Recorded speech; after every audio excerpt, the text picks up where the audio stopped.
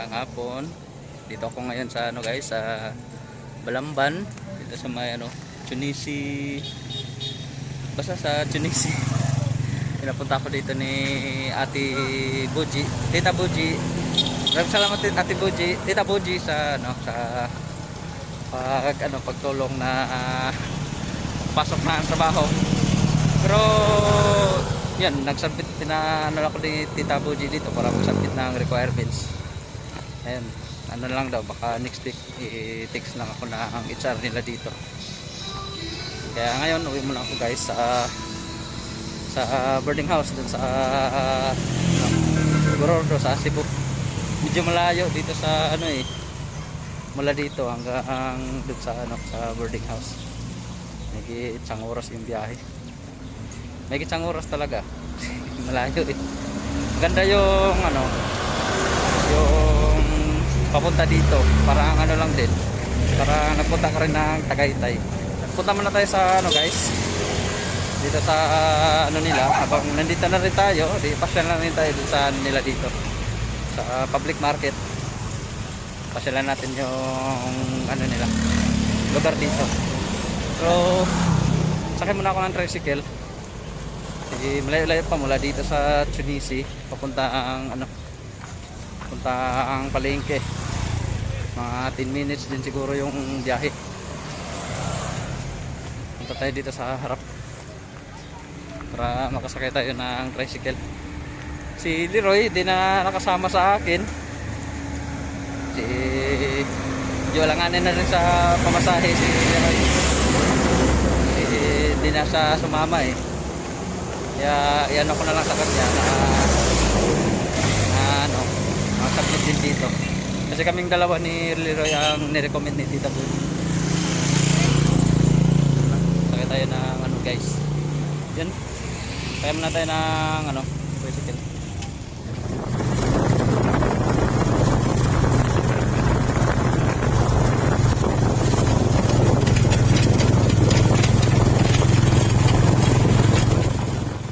Dito na tayo sa terminal Batum office, Balamban Traffic Enforcement Operation Management pala. Terminal ng Balamban dito banda. Ikutin muna natin yung palengke. Parang lang din eh. Parang ubay lang din. Okay. Maganda dito lang din yung nila sa harap. Parang lang din sa indang, ganito din yung forma sa indang. Tingnan natin yung mga tuyo.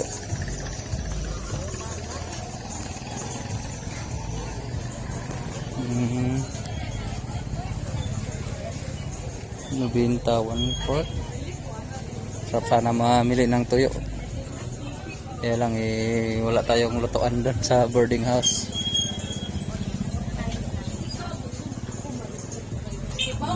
Tingin na lang tayo. Sarap sana yung parang sapsap. Ganda na sariwang sariwa.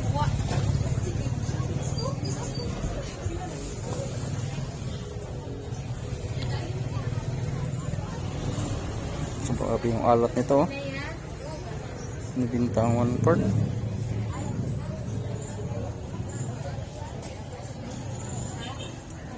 Tilapia.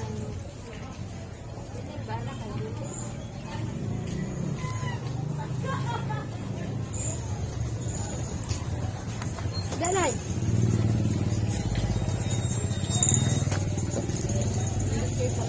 Ganun din, tuyo din.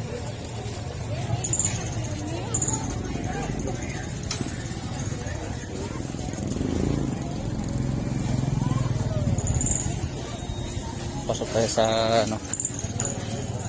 ng isda. Ano to bro? Tayo sa atin. Tari, 150. Mura lang yung nila, yung tuloy. Tamban sa amin yun 40 sa amin yun na yan. Na 100. Ang tuloy. Tamban tuloy. 40 ang kilo. Sa amin talaga eh, 100 na yan eh. 180 hanggang 100 ang kilo niyan sa amin.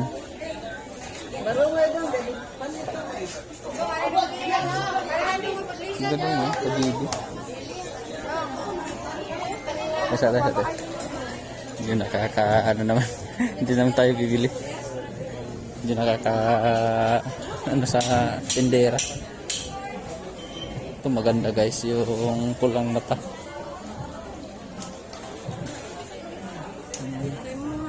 Kilo-kilo natin. 380. Alam. May luhaya.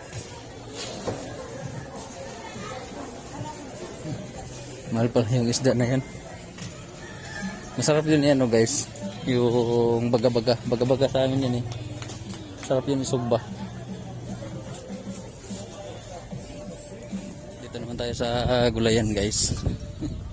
Yung nakakailang dun sa ano, sa tindera ng ano sa palengke. Hindi tayo bibili pagka magalit. Daming saging. Ito lang pala tayo makakita ng ano sarap i-barbecue.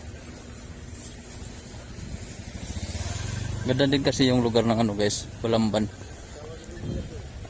Yun, mayroon pang mga ano ng bed. Ganda tong bed na to, king size. So, ito din. Meron ding bamboo bed. Ang ganda rin. Yung maganda to kay Khalid. Kuna. Ganda yung pagkagawa. Kaya lang malayo. Malayo sa Bohol. Meron namang benta niyan sa Bohol.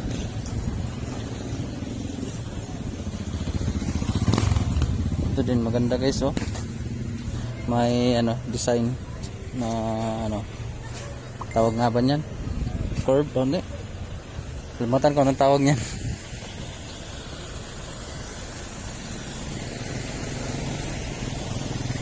Dito na yung terminal.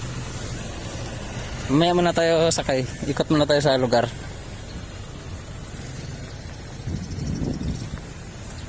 Ganda naman yung lugar guys. Ano lang, parang probinsya lang din. Milikis ako mag-ikot pag first time ko sa lugar. Talagang iniikot ko din. Iniikot ko nilalakad.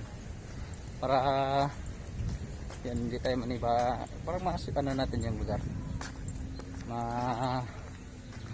Ano tawag nun?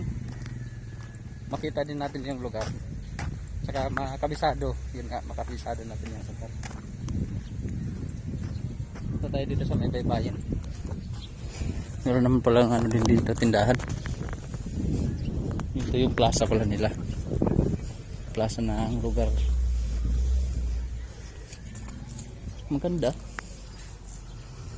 Maganda din yung plaza. Sarap tambayan sa gabi.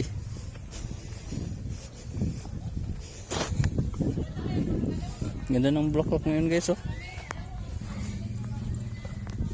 Yan lang nakakita ng ganitong klaseng bulaklak ha. Kulay purple. Shoutout kay Ate Purple Rain. Ganda. Daming bulaklak. Shoutout sa Ate Purple Rain. At kay Ate Car Ganda. Shoutout sa inyong dalawa ha.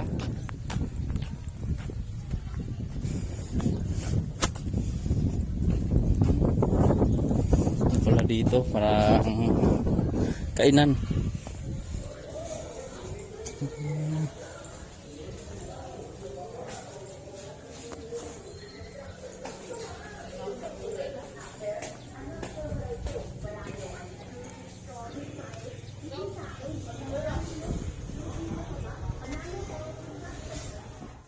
Sa pantalan nila. Kaya lang nasira eh. Kaya pala siguro walang barko. Hindi na pinadaongan ng barko. At yun talaga siguro yung ano guys, yung Chunisi. Parang malapit lang yung inaano ng tricycle na binahian namin kanina eh. Parang yan talaga yun siguro. Kasi ang sabi ng gwardiya na tinanungan ko doon kanina, ang trabaho daw dyan is welder ng barko. Di maganda naman pala kung ganon. Sana makapasok tayo.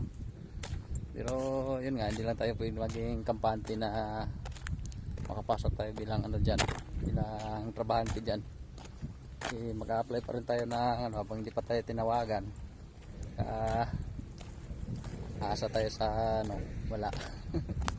Pero sabi naman ng kaibigan ni Tita Bunji, baka na lang daw niya. Siguro next week ko na lang daw yung requirements para makompleto. Kaya baka i-fix nila ako next week. Sana nga magdasal na lang natin na makapasok tayo ng trabaho. Gusto ko rin yan na matuto din tayo mag-welding. Yun. Saka magandang din yung trabaho kasi welder na ang barko. Magandang opportunity yan kung magkataon na tatanggap tayo dyan. Yun. Uwi na rin ako guys kasi malayo pa yung biyahe. May gitsang oras pa. Tapos problema si Leroy, yung pitaka pala niyan dito sa loob ng bag. Kaya nandun lang siya sa boarding house. Sumakit din kasi yung ulo niya kanina dahil kaninang umaga pumunta ulit kami dun sa ng dating pinagtrabahoan namin ng opisina, kaya lang hindi namin nakita. Ikot-ikot kami dun sa may Guadalupe. Kaya hindi nila sumama sa akin dito. Problema, nadala ko pa yung pitaka niya dito sa loob ng bag ko. Doon lang talaga siya ngayon sa boarding house nag-aantay. Natanong kung anong oras daw ako uuwi. Pabalik na. Kaya yun, balik ulit tayo sa terminal guys. Yun, sakay na tayo ng guys, BHR. Sana meron pang biyahe para makauwi tayo sa boarding house. Asa para ako na ni boss, si Bo? Biayat? Oo. Nato lang kabayan dito. Bayad daan? Bayad pala daan.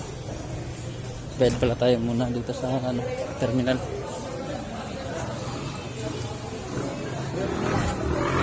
SM City Mobolo 160. Lang tayo bababa. Hindi ako nakaabot sa isang biyahe. Pero okay na rin yan dito sa front seat. Tayo yung pasahero.